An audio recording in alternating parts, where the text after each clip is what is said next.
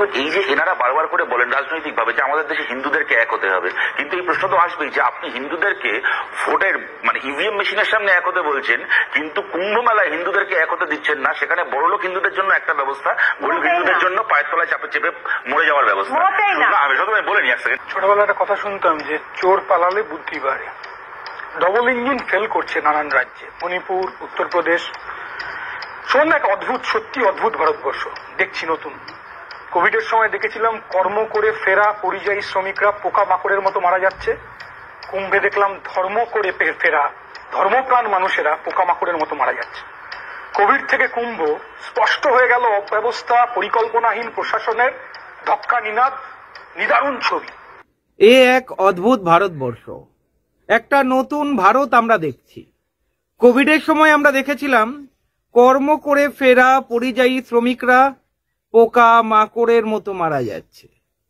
আবার দেখলাম কুম্ভ মেলায় ধর্ম করে ফেরা মানুষেরা পোকা মাকড়ের মতো মারা যাচ্ছে। আচ্ছা, আপনারাই বলুন, এই যে অবস্থা আমরা দেখতে পাচ্ছি এর দায় কার? কেন্দ্রীয় সরকারের কোনো দায় নেই। আমরা কুম্ভ মেলায় কি দেখলাম? ট্রেনের জানলা আপনারা দেখছেন কিভাবে ভাঙছে। এরা কারা? এরা পূর্ণ করতে গিয়েছিল, পূর্ণ লাভ করতে গিয়েছিল। আপনাদেরকে শোনাবো শতরূপ ঘোষের একটা বক্তব্য। একটা টক শোতে শতরূপ ঘোষ কি বলেছেন আপনাদেরকে একবার শোনাই। দেখুন এই যে নাস্তিক কমিউনিস্ট ইত্যাদি বললেন, আর এই যে ঘটনাগুলো যারা মারা যাচ্ছেন একজনও কিন্তু নাস্তিক কমিউনিস্ট নন, প্রত্যেকে কিন্তু ধার্মিক হিন্দু মানুষ যারা একটা সরল বিশ্বাস থেকে ওখানে গেছিলেন। সুতরাং মানে এই অব্যবস্থা বলুন বা যাই বলুন তার কিন্তু বলি হচ্ছেন ধার্মিক হিন্দু মানুষই। দ্বিতীয় কথা হচ্ছে 30 নয় যে সংখ্যাটা যে হাজারের ওপর, এই কথাটাও কিন্তু কোনো নাস্তিক কমিউনিস্ট বলেননি। প্রথম যিনি কথাটা সামনে এনেছিলেন তিনি হচ্ছেন জ্যোতির্পীঠের শঙ্করাচার্য, যার উপর আপনারা দেখলেন কদিন পরে কুম্ভেই তার আশ্রমে হামলা হলো। কারা করলো এখন অব্দি আমরা জানি না, বা হয়তো জানি। 3 নম্বর কথা হচ্ছে দেখুন এই যে এনারা বারবার করে বলেন রাজনৈতিক ভাবে যে আমাদের দেশে হিন্দুদেরকে এক হতে হবে, কিন্তু এই প্রশ্ন তো আসবেই যে আপনি হিন্দুদেরকে ভোটের মানে ইভিএম মেশিনের সামনে এক হতে বলছেন, কিন্তু কুম্ভ মেলায় হিন্দুদেরকে এক হতে দিচ্ছেন না। সেখানে বড়লোক হিন্দুদের জন্য একটা ব্যবস্থা, গরিব হিন্দুদের জন্য পায়ের তলায় চাপে চেপে মরে যাওয়ার ব্যবস্থা। আমি সত্যি বলিনি এক সেকেন্ড কাইন্ডলি। সুতরাং এই প্রশ্নগুলো আসবে। এবং দেখুন আমার শেষ কথা হচ্ছে একটা রাজ্যে, যে কোনো রাজ্যে, এটা উত্তরপ্রদেশ বলে বলছি না, কোথাও যদি একটা 1 মাসের মধ্যে 60 কোটি টুরিস্ট আসে তাহলে কিন্তু সেই রাজ্যের রেভিনিউ থেকে শুরু করে প্রচুর মানে উন্নয়ন হয় এর ফলে। হ্যাঁ, এই সুযোগটাও কিন্তু সব রাজ্য পাচ্ছে না, যেটা কিনা উত্তরপ্রদেশ পাচ্ছে ঐতিহাসিক ভৌগোলিক কারণে।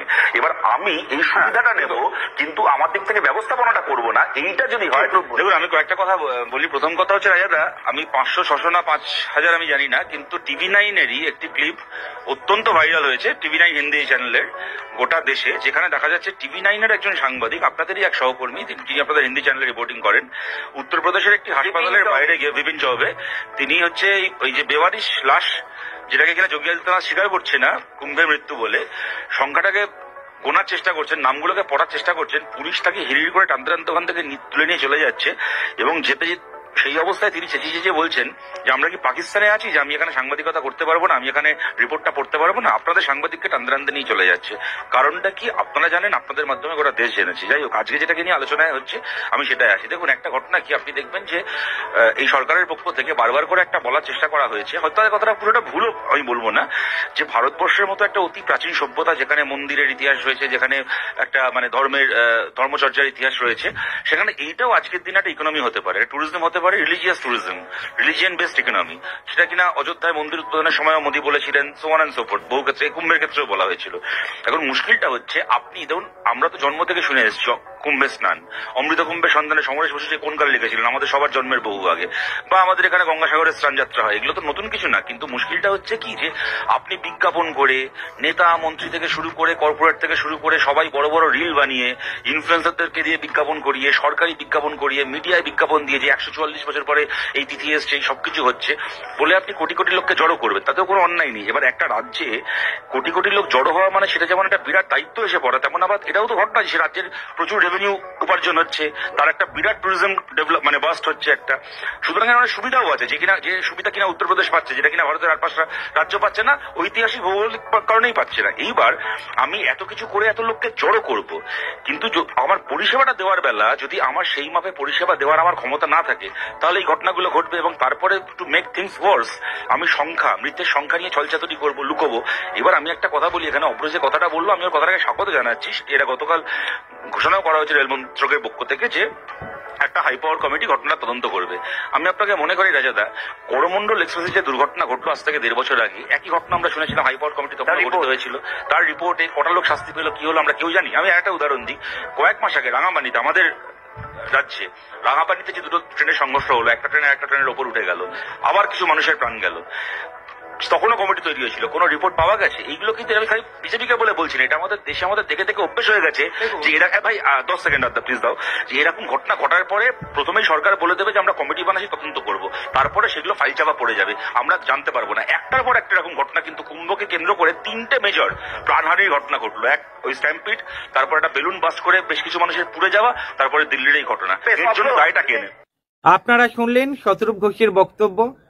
কৌস্তব চ্যাটার্জি কি বলেছেন সেটাও আপনাদেরকে শোনাবো। কুম্ভ মেলায় পূর্ণ পাওয়ার জন্য স্নান করতে গিয়েছিল, পূর্ণ স্নান যাকে বলা হয়, আলটিমেটলি সেই মানুষগুলো মারা যাচ্ছে। উত্তরপ্রদেশ সরকার কি শুধু টাকা কামানোর জন্য আছে? উত্তরপ্রদেশ সরকারের কোনো দায় নেই কি কোনো বিজেপির দায়? আজকের বলুন না, মোদি সাহেব চুপ কেন?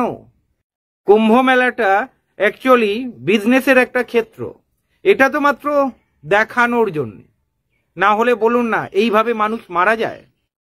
ন্যূনতম পরিকাঠামোটুকু নেই, এটাকে ব্যবসা ছাড়া কি বলবেন? কয়েকশো কোটি টাকার ব্যবসা করে নিচ্ছে এই যে ধর্মের মধ্যে মানুষকে আবদ্ধ করে। আপনাদেরকে জিজ্ঞাসা করছি, যারা পুণ্য স্নান করতে গিয়েছিলেন সত্যিই কি পুণ্য লাভ হলো? যাদের পরিবারের কোল খালি হলো তারা কি পুণ্য পেল নাকি অভিশাপ দিয়েছে? এবারে বলুন তো, সত্যি যদি ওপরওয়ালা কেউ একজন সৃষ্টিকর্তা থাকতেন, আমি ওই বিষয়ে যাচ্ছি না, আমার দিক থেকে বলছি, তাহলে কি ওইভাবে মরতে দিতেন ওই মানুষগুলোকে? কৌস্তব চ্যাটার্জি কি বললেন আপনাদেরকে শোনাই। ছোটবেলায় একটা কথা শুনতাম যে চোর পালালে বুদ্ধি বাড়ে। ডবল ইঞ্জিন ফেল করছে নানান রাজ্যে, মণিপুর, উত্তরপ্রদেশ। শোন না, এক অদ্ভুত, সত্যি অদ্ভুত ভারতবর্ষ দেখছি নতুন। কোভিডের সময় দেখেছিলাম কর্ম করে ফেরা পরিযায়ী শ্রমিকরা পোকা মাকড়ের মতো মারা যাচ্ছে।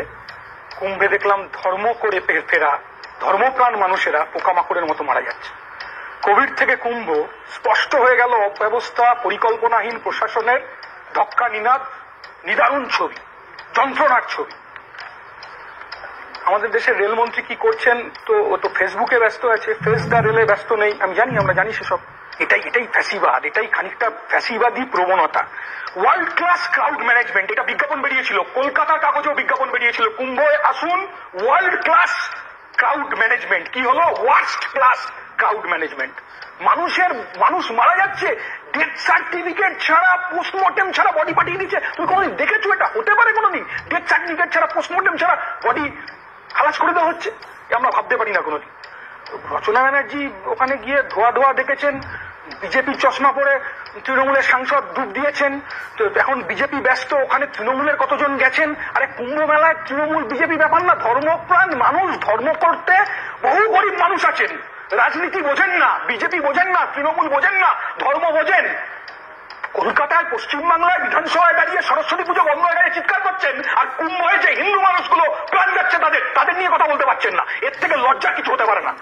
এখানে পশ্চিমবাংলায় দাঁড়িয়ে যেভাবে বাংলাদেশে আক্রমণ করছেন, আচ্ছা বিজেপির নেতাদের জন্য বাংলাদেশে সংখ্যালঘু মানুষদের অসুবিধার মধ্যে পড়তে হচ্ছে। বিজেপির নেতাদের আচরণে বাংলাদেশে হিন্দু মানুষদের অসুবিধার মধ্যে পড়তে হচ্ছে। এটা একজন রেসপন্সিবল দেশের নেতাদের এটা কাজ না। ঝগড়া দেখে ক্লাস 5 বাচ্চা ছেলেকে জিজ্ঞাসা করেছে বন্ধুর বিপরীত শব্দ কি? ক্লাস 5 বাচ্চা ছেলে স্কুলে দিকেছে শুভেন্দু। এরকম অবস্থা হয়েছে তৃণমূল বিজেপি, ওকে গাদ্দার বলছে, ওকে চোর বলছে। মোদির ভাই এখন দিদির ভাই হয়ে গেছে। মোদির ভাই বলবে না, দিদির ভাই ছিল, মোদির ভাই বললো কিছু। আপনারা শুনলেন কৌস্তব চ্যাটার্জির বক্তব্য। শুভেন্দু অধিকারী চুপ কেন? হিন্দুদের নিয়ে এত লাফালাফি করছে, সরস্বতী পুজোয় মূর্তি ভাঙা নিয়ে আপনারা দেখেছেন, খেপে গিয়েছিল, বাংলাদেশে হিন্দুদের ওপরে অত্যাচার হচ্ছে, বিজেপি রয়েছে, যারা পুণ্য লাভ করার জন্য উত্তরপ্রদেশে কুম্ভ মেলায় গেলেন, তারা কি হিন্দু ছিল না? টাকা দিয়ে কেনা হচ্ছে সবকিছু, যার কাছে বেশি টাকা সে আগে স্নান করতে পারবে, সে আগে পুণ্য লাভ করতে পারবে। দারুণ খেলা হচ্ছে ধর্ম নিয়ে। এই শুভেন্দু অধিকারী চুপ কেন? কেন চুপ? আজকে যারা হিন্দু রয়েছে আপনাদের চোখ খোলা উচিত। শুভেন্দু অধিকারী কারুর ঠিকা নিয়ে বসে নেই, এই বিজেপি হিন্দুদের ঠিকা নিয়ে বসে নেই, হিন্দুদের ব্যবহার করছে এই বিজেপি। কবে বুঝবে? কুম্ভ মেলা নিয়ে কোটি কোটি টাকার ব্যবসা হয়ে গেল, কয়েকশো কোটি টাকার ব্যবসা হয়ে গেল, সাধারণ মানুষ মারা গেল, ট্রেনে বাসের অবস্থা আপনারা দেখেছেন, মানুষ মানে কুকুর ছাগলের মতো আপনারা দেখেছেন সবকিছু। কি বলবো আপনাদের বলুন? এই যে যারা ট্রেনের কামরা ভাঙলো, জানলা ভাঙলো, যদি কোনো মুসলিম সম্প্রদায়ের লোক ভাঙতো, বিজেপি কি করতো? আজকের বিজেপি চুপ। ভাবুন, হিন্দুরাই ক্ষতি করছে, রাষ্ট্রের ক্ষতি করছে। কি বলবেন এগুলো?